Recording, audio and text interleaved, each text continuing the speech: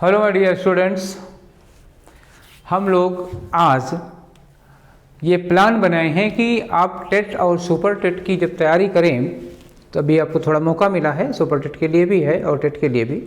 तो जो थोड़ा मौका मिला है उसमें आप कैसे स्मार्ट पढ़ाई करें, कैसे कम टाइम को मैक्सिमम यूज करें आप। ठीक है, अर्थशास्त्र का सिद्धांत है ना, मिनिमम रिसोर्सेज में मैक्सिमम आउटपुट कैसे लें, कम से कम संसाधनों में अधिकतम फायदा उठाना है। तो आप इकोनॉमिक्स को अप्लाई करिए अपने सब्जेक्ट की तैयारी में। कैसे करेंगे इसका एक सीधा सा फंडा है कि अगर आप प्रीवियस पेपर देखते हैं, हम लोग हमेशा से कहते आ रहे हैं कि आप प्रीवियस पेपर देखिए।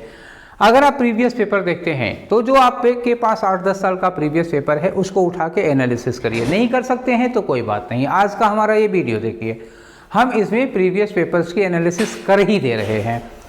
आपको करना क्या है, कैसे अपना टाइम बचाएं। टाइम बचाने का एक जरिया है कि आप पहले ये देखें कि कौन से टॉपिक, अंग्रेजी तो बहुत बड़ी चीज़ है यार, कितना बड़ा स्कोप है अंग्रेजी का। पढ़ते पढ़ते अब सालों गुजर जाएगा, समझ नहीं पाएंगे कि क्या क्वेश्चन पूछा जाएगा।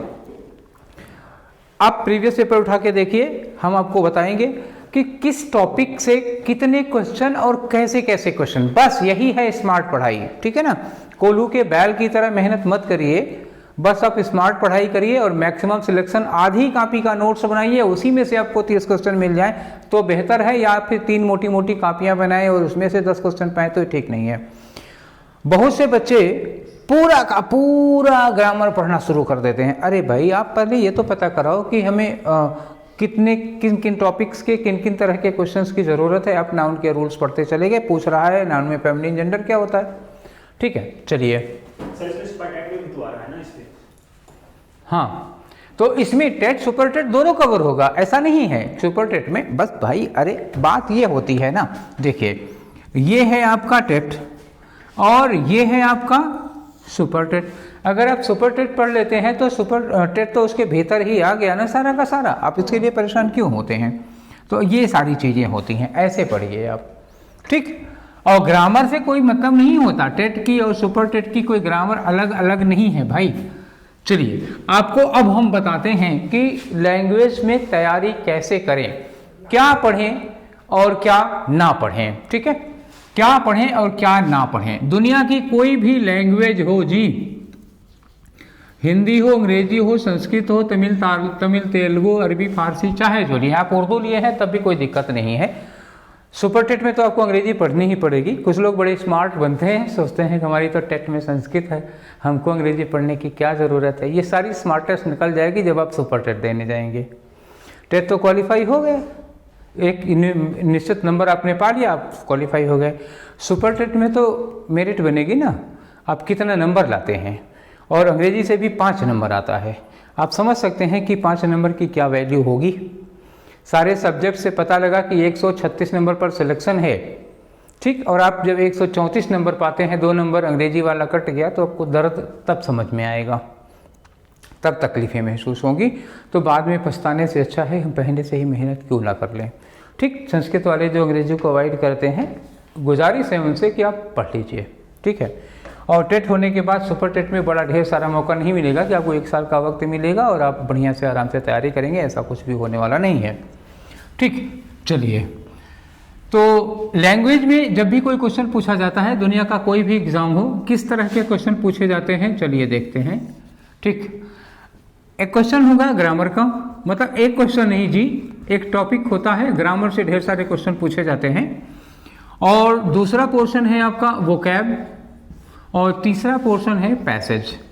ये इतनी चीज़ों से आपको क्वेश्चन पूछा जाना है, ठीक है। अगर सीटेट होता तो पैसेज से 15 क्वेश्चन होते, और ये ग्रामर और वोकैब ना होती सीटेट में, वहाँ पर पेडागोजी आ जाती है। टेट और सुपर टेट है, तो टेट सुपर टेट में पेडागोजी का 1-आध क्वेश्चन होगा, 2 क्वेश्चन ज़्यादा से ज़्यादा, बाकी सब वोकैब और ग्रामर का क्वेश्चन होगा। ग्रामर में आपसे क्या चीज़ पूछी जाती है, अगर टाइप्स ऑफ क्वेश्चन की बात करते हैं तो टाइप ऑफ क्वेश्चन में क्या पूछा जाता है, आपसे पूछी जाएगी एरर, ठीक, आपसे पूछा जाएगा फिलर, खाली जगह भरो। ये दोनों के दोनों ग्रामर पर बेस्ड होंगे, एरर हो गया, फिलर हो गया। आपसे पूछा जाएगा नरेशन, ठीक, आपसे पूछा जा सकता है पैसिव वॉइस, एक्टिव पैसिव। और फिगर ऑफ स्पीच ग्रामर का पोर्शन नहीं है, इसलिए हम ये ग्रामर की लिस्ट में उसको नहीं लिखेंगे। खासतौर से यही क्वेश्चन होते हैं, कुछ एरर हैं, कुछ फेलर हैं, कुछ नरेशन है, एक आध दो वॉइस के क्वेश्चन होंगे। अच्छा, वो कुछ आइडेंटिफिकेशन के क्वेश्चन होंगे। आइडेंटिफिकेशन का मतलब क्या हुआ, पार्ट ऑफ स्पीच आपको आइडेंटिफाई करना पड़ेगा। ठीक, ये हुआ आइडेंटिफिकेशन। आइडेंटिफिकेशन में क्या होगा, आपको पार्ट ऑफ स्पीच पहचाननी होगी। कौन सी पार्ट ऑफ स्पीच पहचाननी है? देखिए, प्रीपोजिशन नहीं पूछा जाएगा कि पहचानिए ये प्रीपोजिशन है कि कंजंक्शन है, पहचान क्लियर होती है। जब भी आपसे पूछा जाएगा पार्ट ऑफ स्पीच पहचानने को, तो उसमें क्या होगा, नाउन हो सकता है, एडजेक्टिव हो सकता है, वर्ब हो सकता है, एडवर्ब हो सकता है। ठीक, इन चारों में कन्फ्यूजन होता है। कभी कभी होता है वो नाउन है कि एडजेक्टिव है, लोग नहीं समझ पाते हैं। कभी कभी होता है कि एडजेक्टिव है कि एडवर्ब है, लोग नहीं समझ पाते हैं। तो उसको आपको समझना होगा। आइडेंटिफिकेशन का क्वेश्चन हुआ। एक क्वेश्चन होगा कन्वर्जन का। नाउन दे दिया, कहेंगे कि इसका एडजेक्टिव क्या होगा। जैसे पूछा था ग्रो, एक वर्ब है ग्रो, उसमें कैसे आप नाउन बना सकते हैं, क्या लगा के, तो ग्रो में टीएच लगाएं, ग्रोथ हो जाएगा, नाउन बन जाएगा। इस तरह के क्वेश्चन पूछे जाएंगे। तो पार्ट ऑफ स्पीच में इस तरह का क्वेश्चन हो जाएगा, पहचानने वाला। और एक क्वेश्चन बन जाता है, कभी कभी पूछते हैं कन्वर्जन का। कोई एक पार्ट ऑफ स्पीच है, उसको आप कन्वर्ट करिए दूसरे पार्ट ऑफ स्पीच में। सपोज एडजेक्टिव से एडवर्ब बनाइए, या वर्ब से एडजेक्टिव बनाइए, या नाउन से एडजेक्टिव बनाइए, या एडजेक्टिव से नाउन बनाइए। इस तरह का कन्वर्ट करने का क्वेश्चन पूछ सकते हैं। तो ये इतनी सारी चीजें आपकी क्या हो गई, ग्रामर से रिलेटेड क्वेश्चन हो गई। ग्रामर से रिलेटेड हो गए। और वोकैब में आपको क्या पूछा जाएगा, वन वर्ड सब्स्टिट्यूशन पूछ सकते हैं। हमने इसको शार्ट में लिख दिया OWS, वन वर्ड सब्स्टिट्यूशन। ठीक, इंटरमीडिएट में आप लोगों ने बहुत रटा होगा। और पूछे जा सकते हैं इडियम्स एंड फ्रेजेज। इडियम्स ज्यादा पूछे जाते हैं, फ्रेज कम पूछा जाता है। OWS इडियम्स और एंटोनियम साइनोनियम। ठीक, एंटोनियम और साइनोनियम्स, बस इतने क्वेश्चन की ज़्यादा पॉसिबिलिटी है। होमोफोन्स वगैरह अभी आप लोगों में पूछे नहीं गए हैं, चांसेस नहीं है होमोफोन्स के। ठीक, दूसरी बात आती है पैसेज की। और पैसेज तो इसमें हम क्या लिखें, एक पैसेज होगा, उस पैसेज पे आपको क्वेश्चन आंसर दिए होंगे। एक छोटा सा पैसेज होगा, 3-4 क्वेश्चन आंसर होंगे। पैसेज प्रोज का हो सकता है, पोएम का भी हो सकता है, दोनों में से कोई भी हो सकता है। ठीक, बात समझ में आई। पिछले 2 सालों में ट्रेंड चल रहा है कि पोएम का भी क्वेश्चन होता है। अभी अगर आपने 2021 वाला पेपर दिया होगा और बाई चांस आप अंग्रेजी के पोर्शन तक पहुंच पाए होंगे, अंग्रेजी का पेपर शुरू होता है क्वेश्चन नंबर 61 से। अगर आपने 60 तक कर लिया होगा और अंग्रेजी का पैसेज देखा होगा, पढ़ा होगा, तो इस बार भी 2 पैसेज आए थे, जिसमें एक प्रोज का था। प्रोज अपने वही हाई स्कूल में जो पढ़ा होगा, द गंगा, जवाहरलाल नेहरू का लेसन था, उससे 2 क्वेश्चन थे।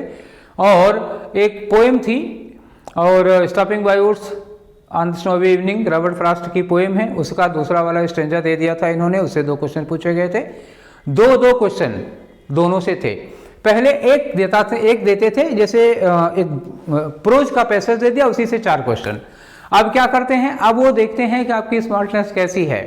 आपको प्रोज की कॉम्प्रिहेंशन तो बहुत अच्छी होगी, तो ये देखते हैं कि आपकी पोएम की कॉम्प्रिहेंशन कैसी है ना। प्रोज बहुत बढ़िया है आपका, प्रोज से आप बड़े अच्छे से क्वेश्चन निकाल लेते हैं। फिर देखते हैं कि पोएम भी आपको पढ़ाना है ना, टीचर बनने जा रहे हैं आप भाई। जब आप टीचर बनेंगे तो आप प्रोज तो पढ़ा लेंगे। देखते हैं कि पोएम आप पढ़ा पाएंगे कि नहीं पढ़ाएंगे, आपको पोएम में कितना रस निकाल पाते हैं। ठीक, कुछ लोग नींबू निचोड़ते हैं तो 1 चम्मच निकलता है, कुछ लोग नींबू निचोड़ते हैं तो 2 चम्मच रस निकलता है। तो आप 2 चम्मच नींबू का रस निचोड़ पाते हैं कि नहीं, इसके लिए पोएम का टेस्ट लेते हैं। ठीक है, आप समझ रहे हैं ना क्यों पोएम का टेस्ट लिया जाता है। कुछ लोगों ने ये सवाल किया था मुझसे, सर प्रोज का पैसेज आता है तो पोएम क्यों पूछते हैं। तो क्या जब आप पढ़ाने लगेंगे तो केवल प्रोज ही प्रोज पढ़ाएंगे, पोएम कोई और पढ़ाने आएगा क्या? तो पूछा आप ही से जाएगा, पोएम का टेस्ट कौन देगा भैया। ठीक है, चलिए। तो पैसेज में 2 होंगे, एक प्रोज का, गद्य का हो सकता है। 2 क्वेश्चन, लेटेस्ट ट्रेंड 2021 का बता रहा हूँ, इत्तफाकन आपने देखा होगा अगर तो। और एक उसमें जो क्वेश्चन होगा वो किसका होगा, 2 क्वेश्चन पोएम से और 2 क्वेश्चन प्रोज से। 2021 वाले में जो आपका कैंसिल हुआ उसमें ऐसा था। ठीक है, चलिए। वन वर्ड सब्स्टिट्यूशन का भी क्वेश्चन था, एक इडियम भी था, एंटोनियम सैनोनियम। ठीक, चलिए आगे बढ़ते हैं। तो ये वाले दोनों पोर्शन तो ऐसे ही हो गए, छोड़ रहा हूं इसको। आते हैं ग्रामर की ओर।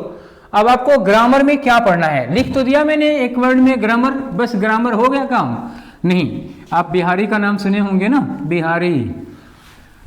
तो उनके बारे में कहा जाता है ना कि सतसैया के दोहरे जो नाविक के तीर, देखन में छोटन लगे और घाव करें गंभीर। तो वो ग्रामर ऐसे ही है, एक वर्ड लिख दिया ग्रामर, और उस ग्रामर के पेट में कितने बच्चे हैं, मजाक कर रहा हूँ, ग्रामर के पेट में कितने बच्चे हैं ये कोई नहीं जानता, 6 हैं कि 8 हैं कि 10 हैं कि 2 हैं कि 1 है। अब आपको बताते हैं कि ग्रामर की एनालिसिस क्या करनी है। ग्रामर में मैंने बताया था कि एरर का क्वेश्चन पूछा जा सकता है या फेलर का पूछा जा सकता है, ठीक है। मैंने क्वेश्चन के टाइप तो आपको बता दिए, अब टॉपिक वाइज कैसे क्वेश्चन पूछे जाते हैं इस ओर चलते हैं।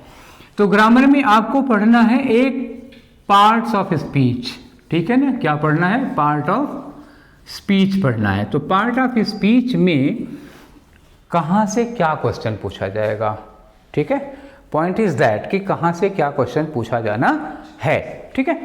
तो कहाँ से क्या क्वेश्चन पूछा जाएगा, एक तरफ से शुरू करते हैं। पार्ट ऑफ स्पीच आपको गिना नहीं रहा हूं मैं, इतना भी कम भरोसा नहीं है आप पर, ठीक है। अब मैं पार्ट ऑफ स्पीच में यहाँ नाउन प्रोनाउन और एडजेक्टिव एडवर्ब लिखूंगा तो आप भी शर्मा जाएंगे अपने ऊपर, कहेंगे देखिए सर को ये भी नहीं लगता कि हमें पार्ट ऑफ स्पीच पता होगी। तो I will not let you down so much, ठीक है, इतना लेट डाउन नहीं करूंगा। मुझे पता है कि आपको पार्ट ऑफ स्पीच पते हैं। तो नाउन एक पार्ट ऑफ स्पीच है, इसमें कैसे क्वेश्चन पूछे जाते हैं और कितने पूछे जाते हैं। देखिए नाउन में आपसे डेफिनेशन तो नहीं पूछी जाएगी, ठीक, ये काट दिया मैंने, डेफिनेशन नहीं पूछी जाएगी। नाउन में जो टाइप्स के क्वेश्चन होते हैं ये पूछा जाएगा। क्यों? अभी 2021 वाला पेपर देखिए, एक क्वेश्चन था जिसमें दिया हुआ था ना एब्स्ट्रैक्ट नाउन का क्वेश्चन पूछा था, ठीक। तो इस तरह के क्वेश्चन आते हैं। एब्स्ट्रैक्ट नाउन का क्वेश्चन था और पहचानना था उसमें कि इसमें कौन सा नाउन है, ठीक। टाइप्स के बाद आपका आता है जेंडर। जेंडर से बहुत सारे क्वेश्चन पूछे जाते हैं। इस बार का जो जेंडर पूछा था उसमें पूछा था कि इनमें से कौन फेमिनिन जेंडर है, और ऑप्शन था जरीना, ठीक है, ऑप्शन क्या था? जरीना। और पूछा था कि इसमें से कौन फेमिनिन जेंडर है, बाकी सब मास्कुलिन जेंडर थे। जरीना इसमें फेमिनिन जेंडर होता है। रूस के राजा को जार कहा जाता था और जार की बीवी को जरीना, जैसे सुल्तान की बीवी को सुल्ताना कहते थे, ठीक। राजा की बीवी रानी होती है, बादशाह की सम्राट की साम्राज्ञी होती है, हिंदी में सम्राट की साम्राज्ञी, राजा की रानी, ठीक। ऐसे ही अंग्रेजी में किंग की बीवी क्वीन होती है और रूस के राजा जार की बीवी को जरीना कहा जाता था, सुल्तान की पत्नी को सुल्ताना कहा जाता था, वगैरह वगैरह, बाकी आप समझिएगा, ठीक है। तो ये क्वेश्चन है, तो आप जेंडर से बहुत अच्छी तरह से वाकिफ रहिएगा। जेंडर पे क्वेश्चन बहुत ज़्यादा पूछे जाते हैं। और एक क्वेश्चन जेंडर का था, और नंबर के क्वेश्चन थे, कई सारे क्वेश्चन थे नंबर के। एक क्वेश्चन तो बिल्कुल भी गलत था, 4 के चारों ऑप्शन सिंगुलर के ही थे। पूछा था क्राइसिस है और 2-3 वर्ड और थे कि कौन इसमें प्लूरल है, जबकि कोई भी प्लूरल नहीं था। एक था इस तरह का मैथमेटिक्स लिखा हुआ था, एक किताब का नाम दिया हुआ था, और एक क्राइसिस लिखा हुआ था, इसमें कोई भी प्लूरल नहीं, 4 के चारों सिंगुलर थे। वो क्वेश्चन पर दावा होता, केस होता, कि हो जाता मुकदमा, वो हाई कोर्ट में जाता। वो क्वेश्चन पूरी तरह से गलत था। तो ये जो प्लूरल पूछे जाते हैं नंबर, इसका सिंगुलर और प्लूरल, उसमें ज़्यादा से ज़्यादा जो क्वेश्चन पूछे जाते हैं वो कुछ लैटिन और ग्रीक के वर्ड्स हैं, ठीक। लेकिन जैसे इसी बार वाले में था ओएसिस, ओएसिस का प्लूरल क्या होता है? ओएसएस हो जाता है, ठीक है। और एलुमनी पूछा था, एलुमनस का प्लूरल क्या होगा? एलुमनी हो जाता है, ये भी क्वेश्चन आया हुआ था। ये सब ग्रीक और लैटिन भाषा के वर्ड्स हैं। तो जितने ग्रीक और लैटिन भाषा के वर्ड्स हैं जिनका प्लूरल और सिंगुलर का मामला फंसता है, जैसे डेटम का डेटा होता है, रेडियस का रेडियाई होता है, इस तरह के जो थोड़ा आप एस लगा के नहीं बना पाएंगे, वो जो ट्रेडिशनल आपकी आदत पड़ी होगी हम एस लगा के बना लेंगे, वो वाला नहीं है, ठीक है। मीडियम है, मीडियम का क्या बनाएंगे? मीडियम्स होगा, बिल्कुल नहीं होता, मीडिया होता है। ऐसे ही कुछ वर्ड हैं जिनका प्लूरल बनाना है। तो ये इतने क्वेश्चन आपको नाउन से पढ़ने हैं। ध्यान रखिएगा, आप नाउन के भीतर बहुत ज़्यादा घुस मत जाइएगा कि उसके रूल्स वूल्स में। आपसे नाउन से क्वेश्चन इतने पूछे जाते हैं। और इस बार 2021 वाले में जो क्वेश्चंस थे, करीब 5 क्वेश्चन थे नाउन के। संख्या कितनी है आप याद करिएगा, 30 क्वेश्चंस में 5 क्वेश्चन नाउन के थे, ठीक। मैंने गिना था, आप भी गिन लीजिएगा, 5 क्वेश्चन नाउन के थे। 5 क्वेश्चन नाउन में एक टाइप ऑफ नाउन पूछा हुआ था, एक जेंडर ऑफ था, और 3 नंबर के क्वेश्चन थे, ठीक है ना। इतने क्वेश्चन नाउन के थे। तो आपको पढ़ना क्या है नाउन में, ये हमने आपको बता दिया। एक पहचानने के लिए था, नंबर था, जेंडर था, ठीक है। नाउन के आगे बढ़ते हैं हम लोग। प्रोनाउन से इस साल कोई क्वेश्चन नहीं पूछा था, लेकिन जब पूछेगा प्रोनाउन से क्वेश्चन, ये जरूरी नहीं है कि हम आज पूड़ी नहीं खाए तो हम पूड़ी खाते ही नहीं हैं। आज आपने पूछा कि सर पूड़ी खाएंगे, हमने कहा नहीं पूड़ी नहीं खाएंगे, इसका ये मतलब नहीं होता कि हम पूड़ी खाते ही नहीं हैं। ठीक है, कल पूछोगे तो खा लेंगे, हो सकता है आज पेट दर्द कर रहा हो, नहीं खाए। ठीक, तो ऐसा नहीं है कि इस बार प्रोनाउन से क्वेश्चन नहीं पूछा गया तो फिर आप मान के चले कि पूछा ही नहीं जाएगा, ऐसा कुछ नहीं होता। प्रोनाउन से जब क्वेश्चन पूछे जाएंगे तो आप याद रखिएगा, प्रोनाउन से क्वेश्चन पूछे जाते हैं टाइप्स के, दे दिया जाएगा क्वेश्चन, पूछा जाएगा ये कौन सा नाउन है, पर्सनल प्रोनाउन है या फिर डिस्ट्रीब्यूटिव प्रोनाउन है, डिमॉन्स्ट्रेटिव प्रोनाउन है, रेसिप्रोकल प्रोनाउन है, कौन सा प्रोनाउन है। ये तो प्रकार के क्वेश्चन ज़्यादा पूछे जाएंगे। और इसमें एक जो प्रोनाउन है रिलेटिव प्रोनाउन, याद रखिएगा, खास तौर से यूज रिलेटिव प्रोनाउन का पूछेगा। खाली जगह भरो वाले में, फिल इन द ब्लैंक्स में स्पेशली पूछता है। मान लीजिए कहीं लिखा हुआ है अ ब्यूटीफुल गर्ल, बाद में लिखा है हु लगेगा, विच लगेगा, हुम लगेगा, क्या लगाना होगा। तो जितने भी क्वेश्चन अभी तक देखे गए हैं वो ज्यादातर क्वेश्चन किसके हैं, रिलेटिव प्रोनाउन के क्वेश्चन पूछे गए हैं और कुछ ज्यादा खास नहीं पूछा गया है। ठीक है, तो प्रोनाउन में आप रिलेटिव प्रोनाउन पर विशेष ध्यान रखिएगा। बाकी जितने भी टाइप्स हैं प्रोनाउन के उनको तो आपको ध्यान रखना ही रखना है। टेट सुपर टेट में आप टाइप्स से दूर मत भागिएगा बिल्कुल। ठीक है, प्रोनाउन हुआ। अब आई बात एडजेक्टिव की। ठीक, एडजेक्टिव में क्या करेंगे, एडजेक्टिव में खास तौर से जो क्वेश्चन पूछे जाते हैं वो डिग्रीज के क्वेश्चन पूछे जाते हैं। कई बार ये पूछ लिया जाता है कि मेनी की कंपैरेटिव डिग्री क्या होगी। आपको याद होगा, पीछे 2 साल पीछे के पेपर देखिए तो पूछेगा मेनी की कंपैरेटिव डिग्री क्या होगी। या कभी कभी ये पूछता है कि लेस की पॉजिटिव डिग्री क्या होगी। तो बहुत लोगों को नहीं पता होता है कि लेस की पॉजिटिव डिग्री लिटिल होती है, लिटिल लेस लीस्ट होता है। या लीस्ट पूछ ले, लीस्ट किसकी सुपरलेटिव डिग्री है, तो आप नहीं बता पाएंगे, बहुत से लोग नहीं बता पाएंगे। तो आप जो डिग्रीज हैं खास तौर से ये ध्यान रखिएगा कि डिग्रीज का क्वेश्चन बनाने का क्वेश्चन होगा, डिग्री से संबंधित एरर वेरर नहीं पूछे जाने हैं। डिग्रीज बनाएंगे कैसे, कोई वर्ड दे दिया जाएगा इसकी कंपैरेटिव डिग्री क्या हो जाएगी। जैसे मान लीजिए दे दिया गया कि बैड की कंपैरेटिव डिग्री क्या होगी, अब आपको ऑप्शन में दे दिया बैडर, बैड की बैडर। मुझे यकीन है आप 100 लोगों से पूछिए तो 100 में से 90 लोग बताएंगे बैड की कंपैरेटिव डिग्री बैडर होती है। होती है क्या, बिल्कुल नहीं होगी। बैड की कंपैरेटिव डिग्री क्या होती है, एक्चुअली बैड की कंपैरेटिव डिग्री वर्ष होती है, बैडर वेडर नहीं होती। हर जगह एक ही रूल ठोक देंगे क्या, सबको एक ही डंडे से हाँकेंगे, बिल्कुल नहीं हो सकता। सब में यार लगता है, ठीक है, टाल का टालर होगा तो बैड का बैडर नहीं होगा। कुछ इरेगुलर एडजेक्टिव्स होते हैं उनकी कंपैरेटिव और सुपरलेटिव अलग टाइप की चलती है। तो वो जो अलग टाइप की चलती है खास ध्यान वही रखना है। गुड है, वेल है, बैड है, इल है, एविल है, लिटिल है, मच है, मेनी है, इतने हैं। मैंने बता दिया जो ये 6-7 इन्हीं पर ध्यान रखिएगा, इन्हीं में से आपको क्वेश्चन मिल जाएगा और ज्यादा परेशान ना होइए। ठीक, और कुछ लैटिन एडजेक्टिव्स जो हैं खास तौर से वो 7 लैटिन एडजेक्टिव्स। कौन वाले 7 लैटिन एडजेक्टिव्स, 7 लैटिन एडजेक्टिव्स हैं, जूनियर है, सीनियर है, इंटीरियर है, इंफीरियर है, सुपीरियर है, पोस्टीरियर है, प्रियर है, ये वाले हैं। इनके साथ वैन नहीं लगता, टू लगता है। इस पर क्वेश्चन अक्सर आता है, प्रीपोजिशन में पूछ लेता है। इस बार भी पूछा हुआ था एक क्वेश्चन इस तरह का, जूनियर के साथ क्या लगाना है, टू लगाना है। ठीक है, जूनियर सीनियर, एक 7 लैटिन एडजेक्टिव्स वाले ये हो गए। दूसरा क्वेश्चन ये है कि आप डबल कंपैरेटिव या डबल सुपरलेटिव का प्रयोग ना करें, ज्यादातर इतने से ही आपको क्वेश्चन पूछ लिया जाता है। जैसे आप कहीं पे मोर के साथ टालर लगा देते हैं तो ये क्वेश्चन गलत हो जाता है। मोर टालर नहीं लगाना है, टालर ऑलरेडी कंपैरेटिव डिग्री है तो उसके पहले मोर ना लगाएं। या फिर मोस्ट ग्रेटेस्ट लिखा हुआ है तो आप डबल सुपरलेटिव में चले गए, मोस्ट ग्रेटेस्ट, तो आप मोस्ट ग्रेटेस्ट नहीं लगाएंगे, ग्रेटेस्ट ऑलरेडी सुपरलेटिव डिग्री है, मोस्ट का प्रयोग नहीं करना है इसके पहले। और भी बहुत सारे रूल्स हैं, लेकिन आपके लेवल पे जो आपके एग्जाम में क्वेश्चन पूछा जाता है एडजेक्टिव से, बेसिकली 2011 से अब तक के सर्वे में यही निकला है कि इस तरह के क्वेश्चन एडजेक्टिव के पूछे गए हैं। अब इस एडजेक्टिव के पेट में ही इसका एक चचेरा भाई है डिटर्मिनर, आप लोग ध्यान रखिएगा। इसी एडजेक्टिव नहीं, फिर मैं डिटर्मिनर्स को अलग से ही पढ़ा देता हूँ, रहने दीजिए अभी। तो प्रोनाउन हो गया, एडजेक्टिव हो गया, अब आया एडवर्ब। ठीक, तो एडवर्ब से क्वेश्चन आपसे पूछा क्या जाएगा, सीधे सीधे आपसे टाइप वाइप नहीं पूछा जाएगा। सीधी सी बात बताऊं, कुछ एडवर्ब्स ऐसे हैं जो एडजेक्टिव भी हैं और एडवर्ब भी हैं, प्रॉब्लम वहां आती है। ठीक है, जैसे एक वर्ड दे दिया जाएगा फास्ट, और ये पूछा जाएगा कि ये फास्ट एडजेक्टिव है कि एडवर्ब है, ऐसे नहीं पूछा जाएगा। पूछा ये जाएगा कहीं सेंटेंस में लगा हुआ है, तो जैसे मान लीजिए कहीं लिखा है कि Rohan is a fast bowler, Rohan is a fast bowler. दूसरा क्वेश्चन दिया है he runs fast, he runs fast. तीसरा है कि she is observing fast, she is observing fast of Karwa Chauth, ये लिखा हमने, she is observing fast of Karwa Chauth. ये 3 वर्ड दे दिए हमने आपको। अब तीनों में अंडरलाइन किया, फास्ट यहाँ अंडरलाइन किया और पूछा कि ये फास्ट क्या है, इसकी पार्ट ऑफ स्पीच क्या होगी। तो जाहिर सी बात है ये आर्टिकल है और ये नाउन है।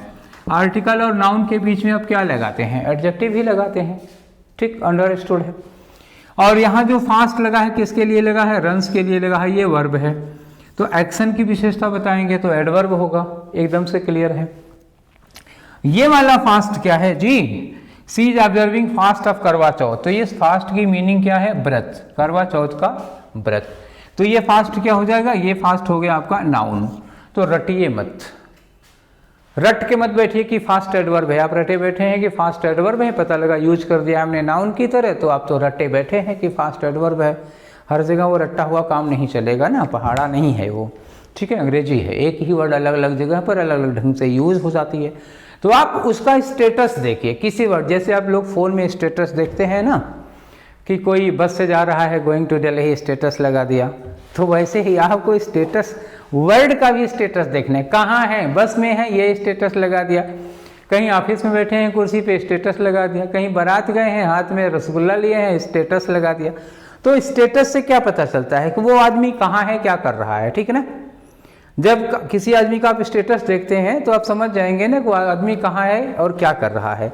ये भी हो सकता है कि कभी आदमी हाथ में लोटा लिए बाग की ओर जा रहा हो, स्टेटस लगा दिया going to dash dash dash. तो आप अंदाजा लगा सकते हैं ना, जो लोग गांव वाले होंगे, बताइए भैया, कोई लोटा लिए जा रहा हो और स्टेटस लगा दिया going to dash dash dash, आप लोग बताइए कहाँ जा रहे होंगे वो, मॉर्निंग वॉक, लोटा लेके जाएंगे। तो आप समझ रहे होंगे ना, बताने की जरूरत नहीं है, आप लोग भी समझ रहे होंगे कहाँ जा रहे हैं। तो जैसे नहीं, तो सुबह सुबह लोटा लेके जा रहे हैं तो फिर वही मंजिल वही है।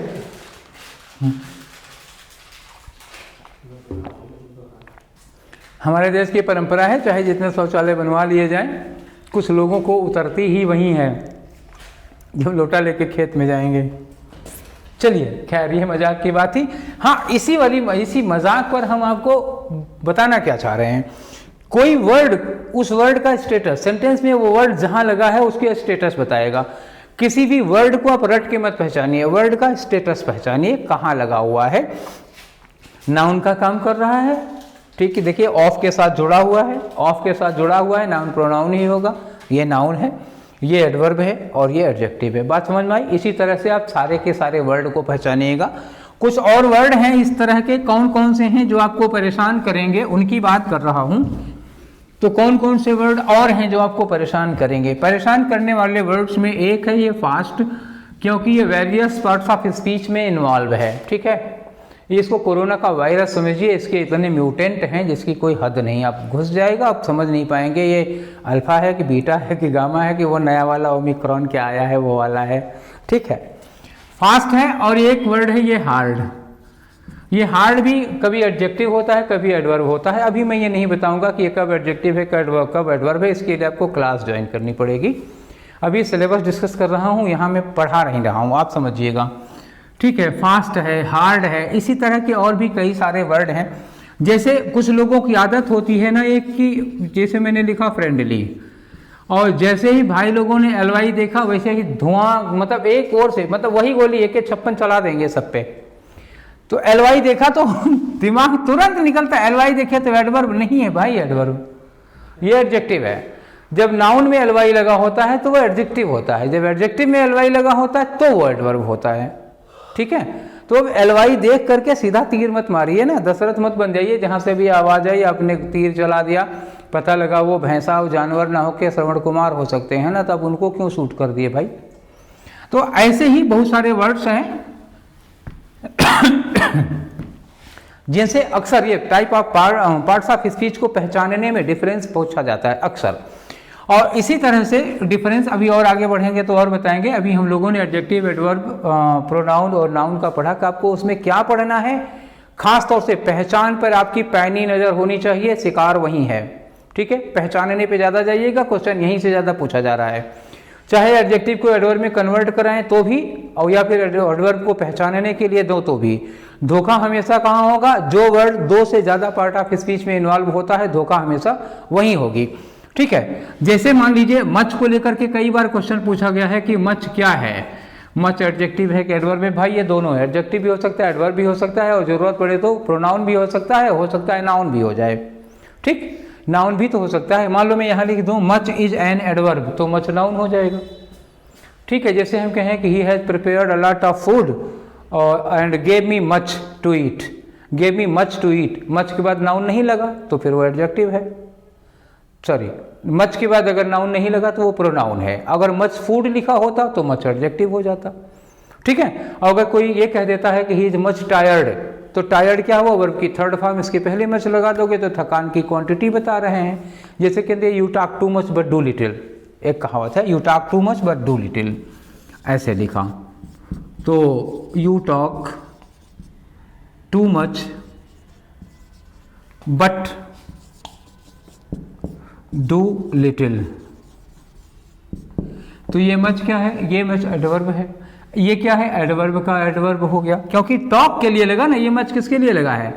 टॉक के लिए। और ये टू किसके लिए लगा है? इसके लिए लगा है। तो टॉक की क्वांटिटी बता रहा है ना, कितना बोलते हो वो क्वांटिटी बताया, तो मच क्या हुआ? एक्शन की क्वांटिटी हो गया, और टू क्या हुआ? क्वांटिटी की क्वांटिटी हो गई, तो डबल एडवर्ब लगा हुआ है। डू लिटिल, ये लिटिल क्या है? ये लिटिल क्या है? अगर पूछा जाए तो क्या होगा? डू की विशेषता बता रहा है, तो डू क्या हो गया? डू की क्वांटिटी बता रहा है। भूल कर भी इसको एडजेक्टिव ना लगाइएगा, ये क्या है? एडवर्ब है, क्योंकि एक्शन की क्वांटिटी बता रहा है। आ लिटिल चाइल्ड लिखा हो तो क्या होगा? आ लिटिल चाइल्ड में लिटिल एडजेक्टिव हो जाएगा। डू लिटिल लिखा हुआ है तो डू कार्य की विशेषता, कार्य की मात्रा बता रहा है, वो एडवर्ब हो जाएगा। आप कह रहे हैं ना, वर्ड को उसके स्टेटस से पहचानिए, कहाँ लगा है, किसकी विशेषता बता रहा है। रट के मत जाइएगा, गड़बड़ हो जाएगा। ठीक है, चलिए और आगे बढ़ते हैं। ठीक, अब ये हो गया। अब इसमें कभी कभी पहचानने में कुछ और वर्ड्स आ जाते हैं, जिसे अब इसके बाद हम बढ़ते हैं प्रीपोजिशन की ओर।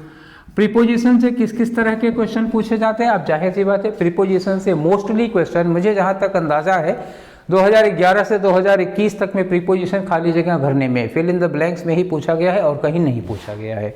ठीक है, फिलर में पूछा गया है प्रीपोजिशन, और ज़्यादातर प्रीपोजिशन फिक्स्ड प्रीपोजिशन वाले हैं। वो पहले वाला नहीं रहा फ्री वाला प्रीपोजिशन की क्लॉक टाइम के पहले आपने ऐड लगा दिया, I will meet you dash 4 PM, मैं तुमसे 4 बजे मिलूंगा, आपने ऐड लगा दिया। अब ऐसे क्वेश्चन नहीं आ रहे हैं। अब क्वेश्चन कैसे आ रहे हैं? जैसे मान लीजिए अब क्वेश्चन ऐसे इस तरह के पूछे जा रहे हैं कि यू आर रिस्पॉन्सिबल, लिखा यू आर रिस्पॉन्सिबल, ये लिखा यू आर रिस्पॉन्सिबल डैश, अगर लिख दिया मी तो क्या होगा? और अगर लिखा हो you are responsible dash this loss. ठीक, दो चीजें लिखी हैं। तो रिस्पॉन्सिबल के बाद अब क्या लगाएंगे? आदत तो पड़ी है ना बचपन से रिस्पॉन्सिबल फॉर लगाने की, तो रिस्पॉन्सिबल फॉर, नुकसान लिखा है ना समथिंग, इसके लिए रिस्पॉन्सिबल फॉर, लेकिन ये पर्सन लिखा है तो रिस्पॉन्सिबल के साथ क्या लगाना होगा? टू। तो याद रखिएगा ये फॉर वाला पूछेंगे भी नहीं, क्योंकि सबको आता है। पूछेंगे कौन? ये वाला पूछेंगे। तो जरा ये फिक्स प्रीपोजिशन पर नजर रखिएगा, पैनी नजर, वही आपका शिकार है। ठीक, हमेशा आपको पहचानना पड़ेगा ना कि आप शिकार किसका करें, कहाँ बैठा होगा, कैसे। शेर जब शिकार करता है ना तो अपने शिकार की हर चीज को बहुत अच्छे से आंकता है, तब ऐसे नहीं कि देख लिया और कूद पड़ा, देख लिया कूद पड़ा तो कभी शिकार कर नहीं पड़ता, बहुत घात लगाता है, उसकी हर नस नस को, उसकी फितरत को भांपता है, तब शिकार करता है। आप भी जब ग्रामर पढ़िए तो कौन से पार्ट ऑफ स्पीच में किस तरह के क्वेश्चन पूछे, जैसे प्रीपोजिशन आप रट मारे पूरा प्रीपोजिशन एक ना पूछा गया, तो करना क्या है, फिक्स प्रीपोजिशन के क्वेश्चन पूछे जाते हैं, आप फिक्स प्रीपोजिशन पहले रट लीजिए उसके बाद, और समझना पड़ेगा। एग्री के साथ विद लगाने की आदत पड़ी हुई है आप लोगों की, कभी एग्री के साथ टू भी लग जाता है, कभी आन अपान भी लग जाता है, क्लास में बताएंगे, तो वो आप सतर्क रहिए, उस ओर से ध्यान रहिएगा। प्रीपोजिशन हुआ। अच्छा, कभी कभी आपने कभी ध्यान दिया है, प्रीपोजिशन हुआ और कंजंक्शन हुआ। कंजंक्शन में क्या पूछ लेते हैं? कंजंक्शन में पूछेंगे कि ये किस टाइप का, एक तो नाम पूछ लेते हैं, जैसे पिछले वाले क्वेश्चन में भी आ गया था कि ये इसमें कौन सा कौन सा कॉम्प्लेक्स सेंटेंस है। तो कॉम्प्लेक्स सेंटेंस आप कैसे जान पाएंगे? कॉम्प्लेक्स सेंटेंस आप जान पाएंगे जब आपको कंजंक्शन पता होगा कि ये सबऑर्डिनेटिंग कंजंक्शन है। सबऑर्डिनेटिंग कंजंक्शन से बना हुआ क्लास 3 तरह का होगा, एडजेक्टिव क्लास होगा, नाउन क्लास होगा या एडवर्ब क्लास होगा। तो कभी कभी एग्जाम में पूछते हैं कि इसमें एडवर्ब क्लास कौन सा है या किसमें एडजेक्टिव क्लॉज लगा हुआ है, ये पूछ लिया, या पूछ लिया कि ये किस तरह का सेंटेंस है, सिंपल कॉम्प्लेक्स कंपाउंड है। तो जब तक आप कंजंक्शन का टाइप नहीं जान पाएंगे, कोऑर्डिनेटिंग है कि सबऑर्डिनेटिंग है, तब तक आप ना तो क्लास पहचान पाएंगे और ना ही आप सेंटेंस का टाइप पहचान पाएंगे। तो सेंटेंस में कंजंक्शन में आपको यही पढ़ना है, अच्छे से पहचान डेवलप कर लीजिए। इस बार भी एक क्वेश्चन था, इनमें से कौन कॉम्प्लेक्स सेंटेंस है, और रिलेटिव प्रोनाउन लगा के बनाया हुआ था, व्हाट, ठीक है ना, व्हाट लगा के। तो रिलेटिव प्रोनाउन वाला होता है तो वो रिलेटिव प्रोनाउन वाला एडजेक्टिव क्लास बनाएगा, वो कॉम्प्लेक्स सेंटेंस होता है। ठीक, बन गया आपका कॉम्प्लेक्स। और उसी में एडजेक्टिव क्लास, एडवर्ब क्लास और नाउन क्लास भी आपको पहचान में आ जाएगा। एक पंथ 3 काज हो जाएंगे, 2 नहीं 3 काज हो जाएंगे कंजंक्शन में। एक क्वेश्चन इस बार और पूछा था, नाइदर लिखा था, नाइदर के बाद कुछ लिखा था और आगे एक डैश दिया हुआ था, यहाँ कुछ था, उसके बाद डैश लिखा था, यहाँ लिखा था। तो यहाँ पर भरने के लिए आपको ऑप्शन दिया था, आर दिया था, टू दिया था, नार दिया था और एंड दिया था। तो अब जाहिर सी बात है नाइदर के साथ क्या लगेगा, नाइदर के साथ नार ही लगता है। 2021 में ये क्वेश्चन पूछा था, ठीक है। एग्जैक्टली क्वेश्चन मुझे नहीं याद है, वो फ्रेम मुझे याद है क्या पूछा हुआ था। तो नाइदर के साथ नार, कुछ मैंडेटरी पेयर्स होते हैं, फिक्स होते हैं, जिसे प्रीफर के साथ टू लगता है, नाइदर के साथ नार लगता है, आइदर के साथ आर लगता है, वेदर के साथ आर लगता है, ठीक है। और नॉट ओनली के साथ बट आल्सो लगेगा, बोथ या बिटवीन लगा हुआ तो हमेशा एंड ही लगेगा, प्रीफर है तो दैन लगेगा, ठीक है। हार्डली स्कार्सली के साथ व्हेन ही लगता है, नो सूनर लगा हो तो दैन ही लगता है। इस तरह के कुछ फिक्स पेयर होते हैं। लेस्ट लगा हो तो आप शुड लगाइएगा, लेस्ट का भी एक क्वेश्चन पूछा हुआ था इस साल, ठीक है ना। एक कंजंक्शन था, दो सेंटेंस दिए हुए थे, वॉक क्विकली ऐसे था, वॉक क्विकली, और आगे लिखा हुआ था हमारी ट्रेन छूट जाएगी, तो बीच में कंजंक्शन जोड़ना था, एल्स है, आर है, क्या लगेगा, तो वहाँ पे एल्स लगाना था। कंजंक्शन के 2-3 क्वेश्चन, एक नाइदर नार का था, एक एल्स लगाना था, और एक क्वेश्चन पूछा हुआ था कि इसमें से कौन कॉम्प्लेक्स सेंटेंस है। तो इस बार 2021 में कंजंक्शन के कितने क्वेश्चन हो गए, 3 क्वेश्चन तो कंजंक्शन से पूछ लिए गए थे, जिसको आप लोग अक्सर अवॉइड कर देते हैं कि यार छोड़ो कंजंक्शन से क्या पूछेगा, या पूछेगा तो हम लगा लेंगे, बचपन से आदत न पड़ी है लगाने की। तो ऐसा कुछ होता नहीं भैया, वो अपनी आदत को छोड़ दीजिए। चलिए, कंजंक्शन हो गया। और इंटरजेक्शन का क्वेश्चन कम ही पूछा जाता है, ज़्यादातर पहचानने के लिए पूछ लिया तो पूछ लिया, नहीं तो इससे क्वेश्चन ज़्यादा नहीं पूछा जाना है, ठीक है। अब सारी चीज़ें तो हो गई ना, अब रह गया है हमारा कौन सा, वर्ब छूट गई। वर्ब तो बताया नहीं मैंने। आर्टिकल, पहले आर्टिकल बता लूँ, फिर दूल्हे पर बाद में आते हैं। पहले ये समझी वमझी निपट जाए, दूल्हे पर चलते हैं, क्योंकि वो जो वर्ब है ना वो दुल्हन है, समझ लीजिए। तो दुल्हन के लिए कुछ ज़्यादा ही टाइम झाम लगेगा। तो आर्टिकल में क्या है, आ है, एन है और द है। तो इस बार आर्टिकल से करीब 3 क्वेश्चन आए थे, ठीक। एक में द और एन लगा था, आ वाला था। 3 क्वेश्चन थे आर्टिकल के इस साल, और ज़्यादा क्वेश्चन कौन से थे, कहाँ आ लगेगा और कहाँ एन लगेगा। एक क्वेश्चन द का भी था आर्टिकल, जिसमें पूछा था राजधानी एक्सप्रेस और फास्टेस्ट ट्रेन। तो राजधानी एक्सप्रेस क्या है, ट्रेन का नाम होगा तो उसके पहले द लगेगा, सुपरलेटिव डिग्री होगी उसके पहले द लगेगी, दोनों में द लगाना था, ठीक है। अब एक यूरोपियन, वन आइड मैन, इस तरह के क्वेश्चन थे जो मैं बार बार क्लास में बताया हूँ, बहुत बार पढ़ाया हूँ कि वॉवेल साउंड आए तो एन लगाना, कॉन्सोनेंट साउंड आए तो आ लगाना, ठीक है। फिर बताएंगे, क्लास में दोहराएंगे तिहराएंगे जब तक आपको आ नहीं जाएगा, चिंता मत करिए। ये हो गया आर्टिकल की कहानी। अब आती है कहानी वर्ब की, और वर्ब में सबसे ज़्यादा कहानी है। वर्ब से क्वेश्चन किस तरह के पूछे जा सकते हैं। सबसे पहले आप तैयार रहिए किसके लिए, वर्ब की फॉर्म के लिए, ठीक है। मान लीजिए हैज़ लगा है, उसके बाद आपको वर्ब दे दी गई लगाने को, तो अब क्या लगाएंगे, हैज़ के बाद वर्ब की थर्ड फॉर्म लगाएंगे। अब ठीक है, ये तो पता है, हैज़ हैव हैड के बाद थर्ड फॉर्म लगाएंगे, ईजेएमआर के बाद वर्ब की एनजी फॉर्म लगाएंगे। लेकिन कभी कभी ईजेएमआर के बाद थर्ड फॉर्म भी लगती है जब सेंटेंस पैसिव वॉइस में होता है, सतर्क रहने की जरूरत है, ठीक है। मॉडल वर्ब आती हैं तो आप वर्ब की फर्स्ट फॉर्म लगा देंगे। लेकिन मान लीजिए कोई प्रीपोजिशन लिखा हुआ तो उसके बाद वर्ब लगानी है, तो याद रखिएगा हमेशा प्रीपोजिशन के बाद वर्ब की आईएनजी फॉर्म लगती है, टू को छोड़कर।